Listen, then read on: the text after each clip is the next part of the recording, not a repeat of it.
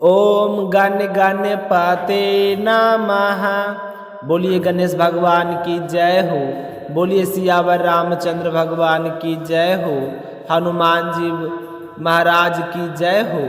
आज अपने सुनेंगे वाल्मीकि रामायण अयोध्या कांड का आगे का सर्ग। इस सर्ग को पूरे ध्यान पूर्वक एकाग्र होकर पूरा सुने, क्योंकि यह केवल कथा नहीं, भगवान श्री राम के भक्तों की मर्यादा और भक्ति भाव की जीवन प्रेरणा है।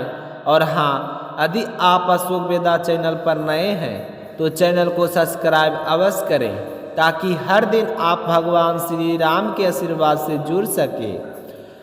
जब भरत ने तय किया कि वह ऋषि भारद्वाज के आश्रम में ही कुछ समय रुकेगा, तो मुनि भारद्वाज ने बड़े स्नेह से कहा, भरत, तुम मेरे अतिथि हो, अतः मैं तुम्हारा सत्कार करना चाहता हूँ। तो भरत ने विनम्रता से उत्तर दिया, भगवान, आप तो पहले ही मुझे फल मूल देकर आदर कर चुके हैं। वन में जैसा संभव है आपने वही आतिथ्य दिया, इससे बढ़कर क्या चाहिए। यह सुनकर भारद्वाज मुनि हंस पड़े और बोले, भरत, मैं जानता हूँ कि तुम सरल, विनम्र और धर्मनिष्ठ हो, परंतु मुझे बहुत आनंद होगा यदि मैं तुम्हारी समस्त सेना को भोजन करा सकूं।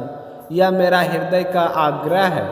आप जो कार्य मुझे आनंद दे उसे करना तुम्हारा भी धर्म है।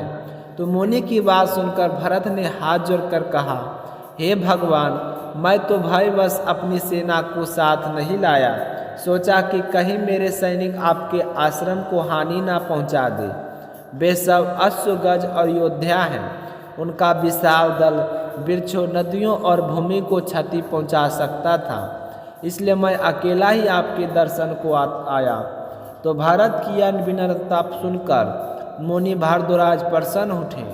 उन्होंने कहा, तुम्हारा विचार श्रेष्ठ है भरत, पर मैं तुम्हारी समस्त सेना का सत्कार करना चाहता हूँ। जाओ, उन्हें यहीं बुला लो।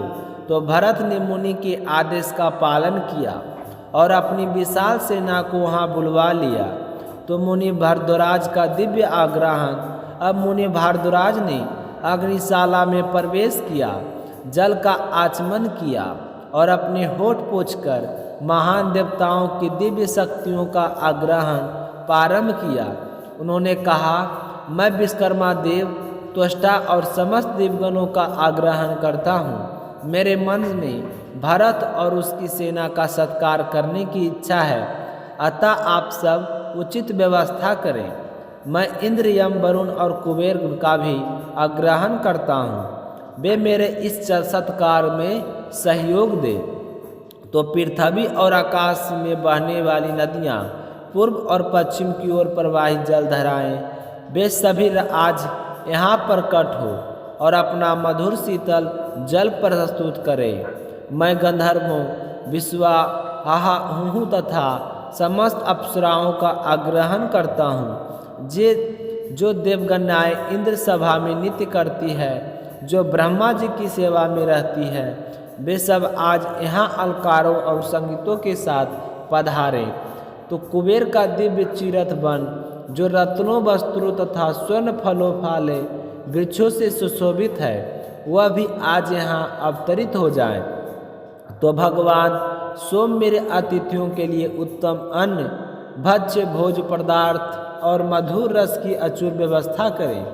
इस प्रकार भारद्वाज मुनि ने ध्यान मगन होकर पवित्र वेद स्वर में इनका सबका आग्रहण किया। जो ही मुनि ने ध्यान लगाया तो सभी देवता क्रमशः वहाँ प्रकट होने लगे और आकाश में सुगंधित पुष्पों की वर्षा हुई। मल्य और धर्म नामक पर्वतों को छूती सुखद वायु बहने लगी, जिसका स्पर्श मात्र शरीर को शीतल कर देता था। दिशा में देवताओं के वाद्य गूंज उठे, अप्सराएं नृत्य करने लगी, गंधर्व मधुर गीत गाने लगे और वीणाओं के स्वर में सारा वन गूंज उठा। वह संगीत इतना कोमल, मधुर और तालयुक्त था कि सुनने वाला हर मनुष्य अपने दुख भूल जाए। तो भारत की विशाल सेना के सामने विश्वकर्मा का निर्माण कौशल प्रकट हुआ। चारों ओर 5 योजन तक की भूमि समतल तथा और हरित हो गई। तो नीलम और वैदमनियों जैसी घास उस पर झिलमिलाने लगी। तो वृक्षों पर आम, कटहल, आंवला, कैंथ, बिजूर और बेल के फलों का बच्छार बाहर छा गई।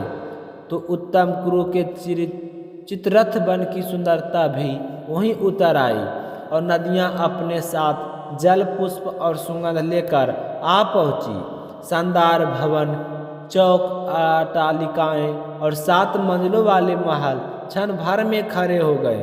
तो राजकुल के लिए निर्मित एक विशाल राजमहल सफेद बादलों जैसा प्रकाश बिखेर रहा था।